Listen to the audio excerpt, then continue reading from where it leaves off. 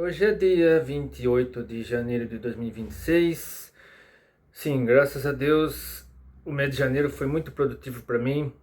Passei por muitas experiências, especialmente durante a minha viagem a Curitiba, a minha quarta viagem a Curitiba. Eu gravei 2 vídeos longos para o meu canal e vários vídeos curtos, acho que foram 10 vídeos curtos. E para o meu canal, fora os vídeos que eu postei nas redes sociais, mas não postei no YouTube como shorts.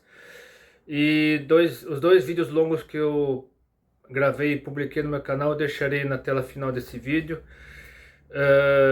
Um sobre o testemunho que nós devemos dar como cristãos, gravado em 3 locais turísticos diferentes de Curitiba, e outro a respeito da história de João e Maria.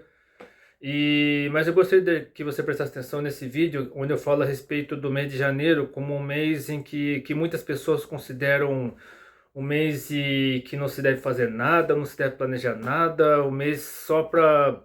Por isso que muitas pessoas consideram o mês de janeiro um mês interminável, o mês mais longo do ano. Porque é o mês onde não se faz nada, o mês em que ninguém quer saber de nada. O pessoal empurra tudo para depois do carnaval. É um péssimo costume do brasileiro, é verdade, eu reconheço isso.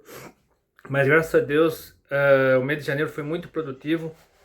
Na nossa igreja, o mês de janeiro é um mês consagrado para oração. Muitas igrejas aproveitam o mês de janeiro para promoverem cultos, para promoverem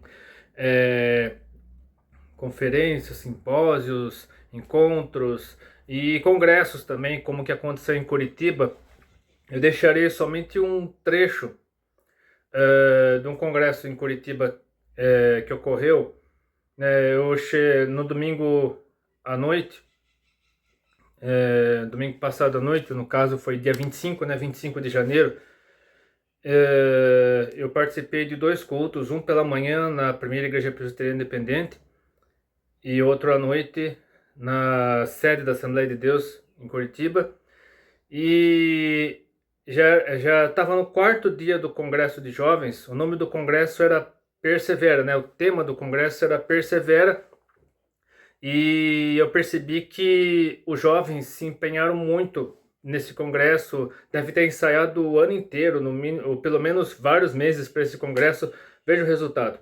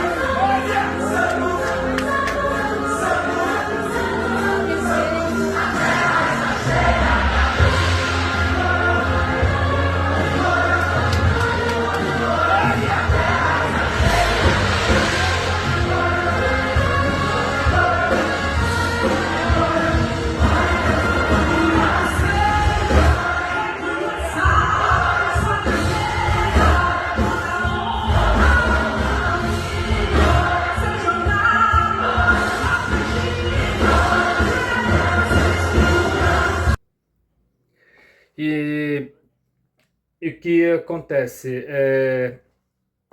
O que chamou muito minha atenção, aí eu falaria somente sobre isso, mas no fim acabou juntando tudo, né? O Espírito Santo fez uma salada na minha mente, né? Bateu tudo no liquidificador e tudo, o resultado você verá aqui. Tem uma flor, né, que eu vi tanto na viagem de ida a Curitiba quanto na viagem de volta. Uma flor chamada Manacá da Serra. Eu deixarei a foto aqui para você ver. Manacá da Serra é uma flor. Eu até pegarei meu notebook aqui. Manacá da Serra é uma flor típica. Na verdade, assim, é uma planta típica da Serra do Mar. Serra do Mar é a cadeia de montanhas que originariamente existia,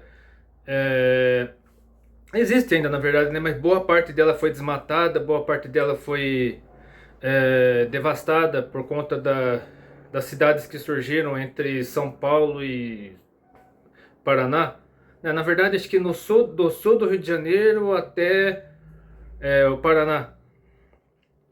Então a Serra do Mar, ela tem várias espécies nativas, várias espécies típicas, e uma delas é o manacá da serra.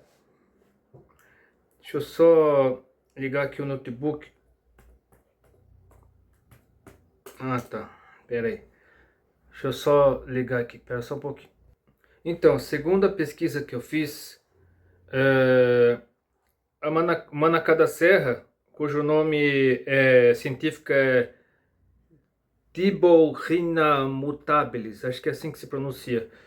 Uma árvore nativa da Mata Atlântica brasileira. A espécie é conhecida por suas flores que mudam de cor do branco ao rosa e roxo e florescem no verão. É uma das principais espécies utilizadas no paisagismo brasileiro devido à sua beleza e por atrair polinizadores, abelhas, vespas. A árvore tem porte mediano, podendo atingir de 8 a 12 metros de altura. Seu tronco pode ter um diâmetro de 30 a 40 centímetros e a árvore pode viver até 70 anos. A madeira é densa e durável, sendo utilizada em pequenas construções e utensílios. Então, duas palavras vieram aqui com base em todo o que eu li a respeito do manacá da serra: maturidade e perseverança, que tem tudo a ver com os cultos dos quais eu participei lá em Curitiba, porque inclusive eu quero relatar aqui os textos bíblicos que foram lidos nesses dois cultos. Eu lerei os textos na sequência em que aparecem na Bíblia, mas obviamente que no domingo de manhã foram lidos alguns textos, à noite foram lidos outros, e eu quero lê-los na sequência em que aparecem na Bíblia. São todos os textos do Novo Testamento. Primeiramente eu quero ler aqui Mateus 24, versículo 13. Que foi lido, é o tema do Congresso Persevere, né? É o tema do Congresso Persevere, da União das Mocidades, da Assembleia de Deus de Curitiba, né? O MADS, como se fala, né?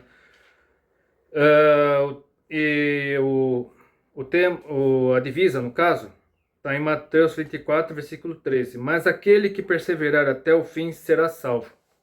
Esse é um trecho do sermão profético de Jesus, afirmando a respeito dos últimos acontecimentos antes da volta dele propriamente dita. E nós vivemos numa época em que as pessoas estão extremamente... Está tudo muito superficial, tudo muito...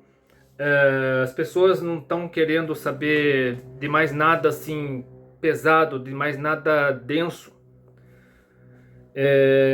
Querem tudo superficial, raso, porque a mente humana ela está cada vez mais dependente das redes sociais, cada vez mais dependente da inteligência artificial,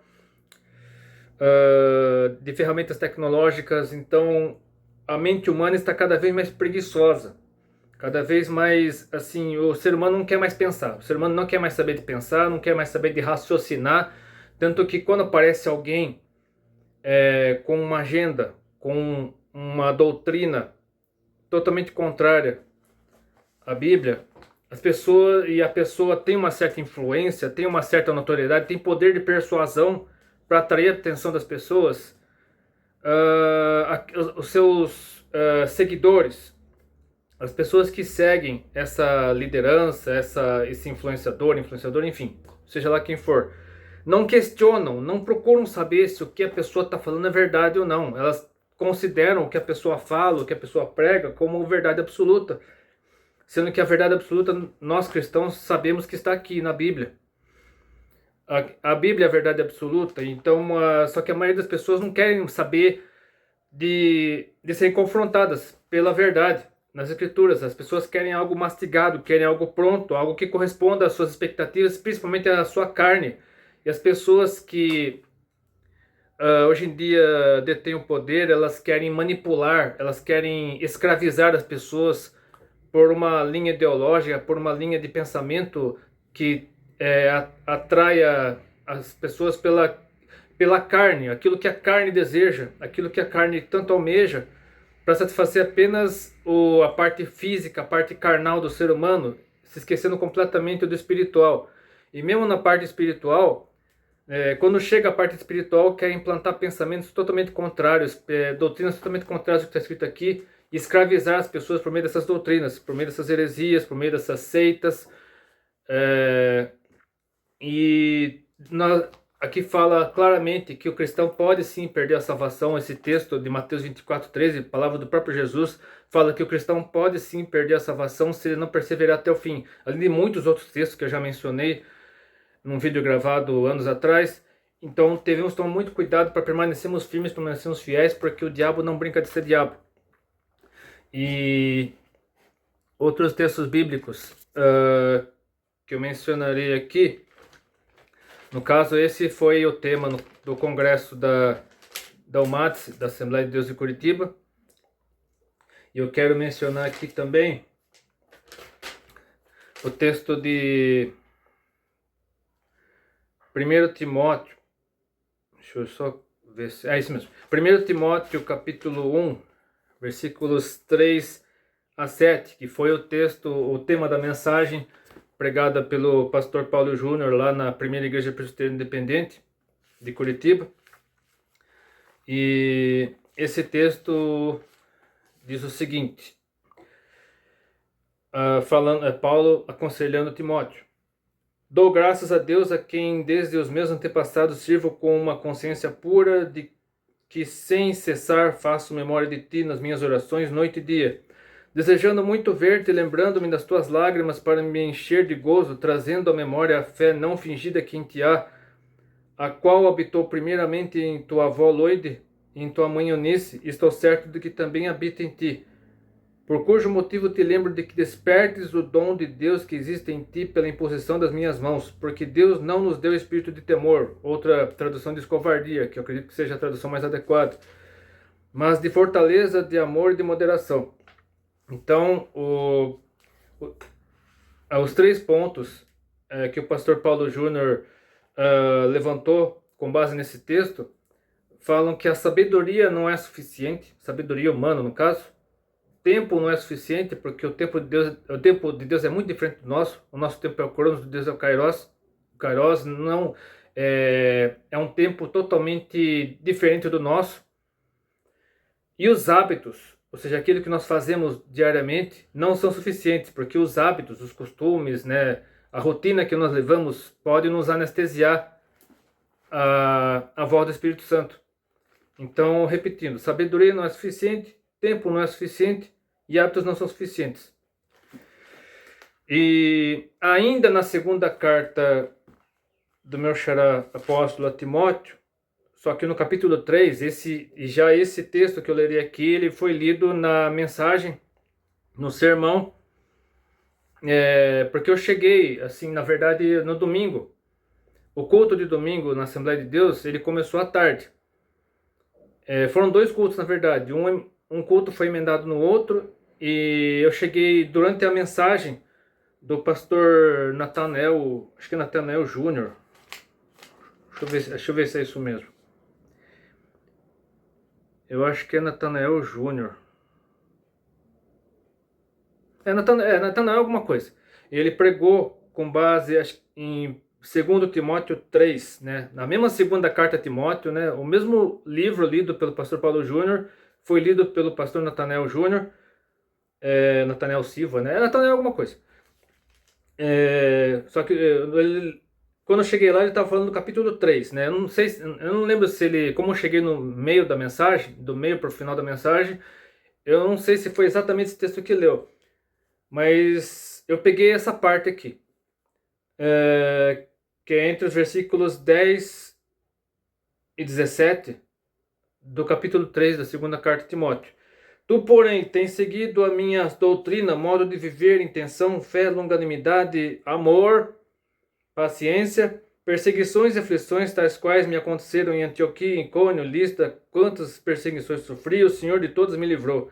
Lembrando que Paulo foi até apedrejado, foi dado como morto, aí deu uma de Wolverine e acabou acredito, ele foi espancado também lá em Jerusalém, né? Quando ele chegou a Jerusalém, lá em Atos 20, ele foi espancado, deve ter ficado todo desfigurado, mas se ele conseguiu fazer um discurso para a multidão logo em seguida, é porque ele também regenerou, as feridas dele se cicatrizaram, enfim.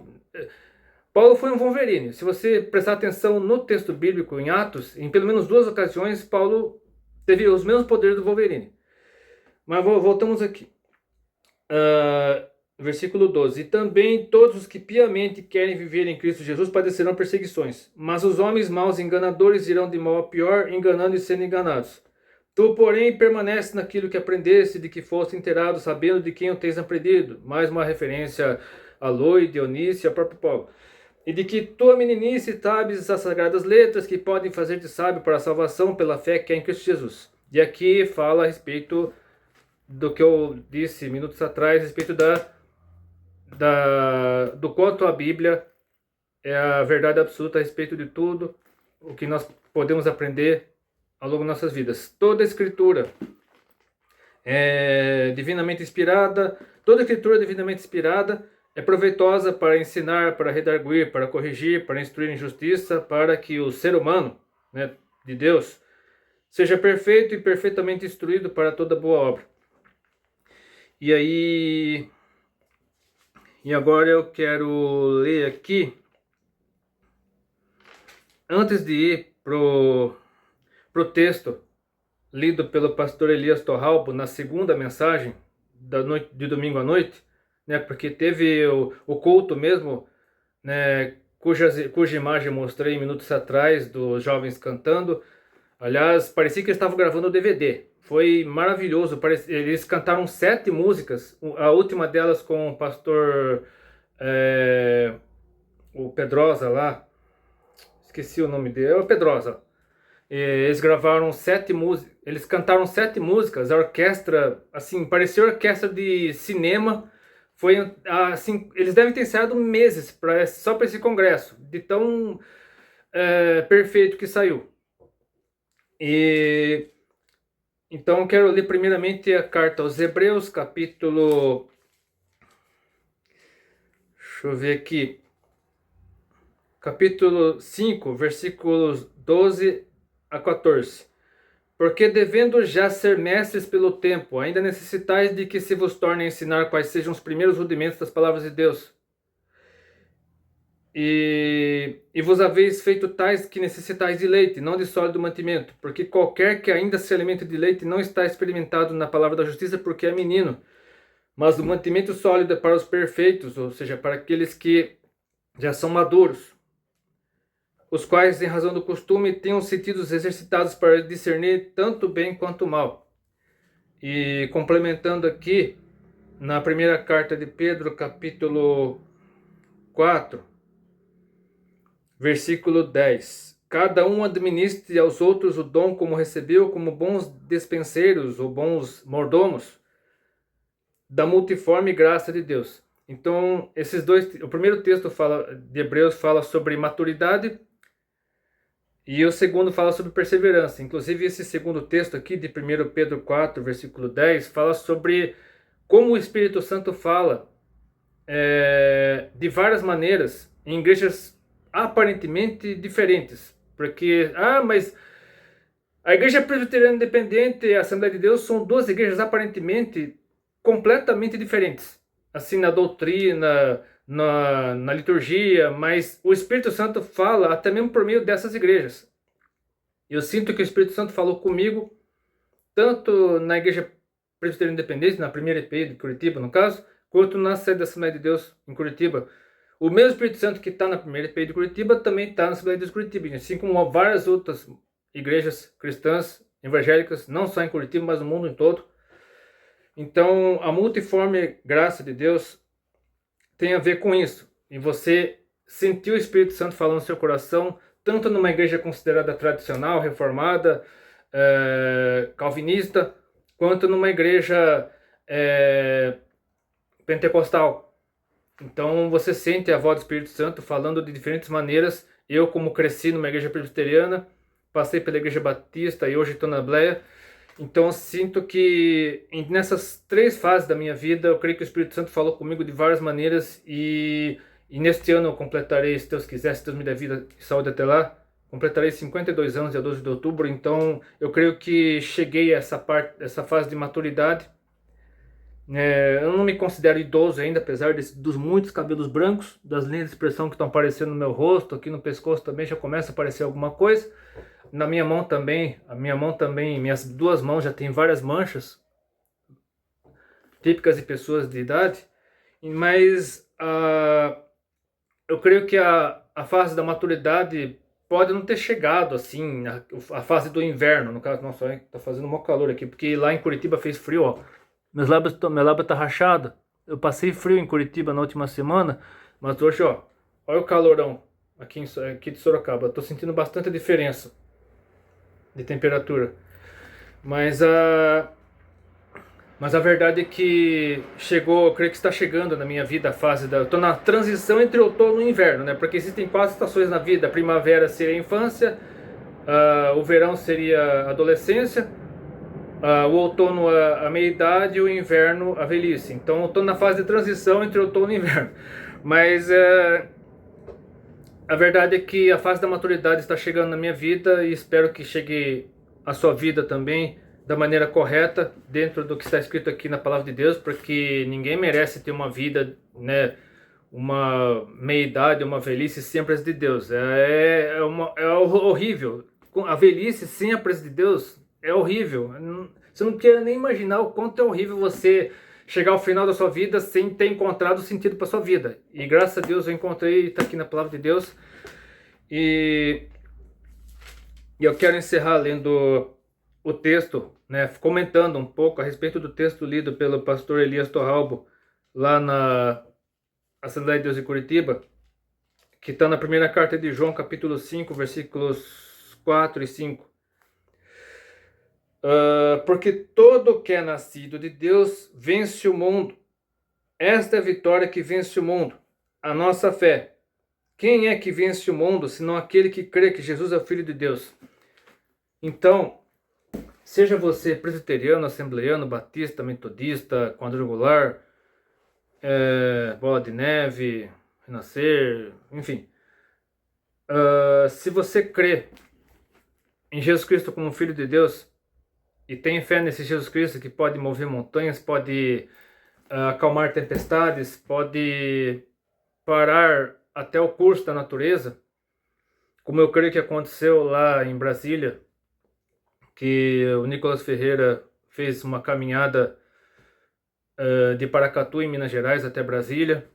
Toda a mídia, né, principalmente a mídia independente, né, a mídia a mídia lacrate, a mídia convencional, só meteu o pau, só falou mal, mas a mídia independente registrou da maneira correta. Que ele fez a caminhada de Paracatu até Brasília, foram quase 400 quilômetros a pé. E antes de o Nicolas chegar com a comitiva dele, um raio caiu, feriu umas 15 pessoas, mas graças a Deus ninguém morreu, tá todo mundo bem. Então o mesmo Jesus que parou, acalmou a tempestade, o mesmo Deus que fez com que Josué parasse o sol e a lua para vencer uma batalha, ele pode fazer um milagre na sua vida também.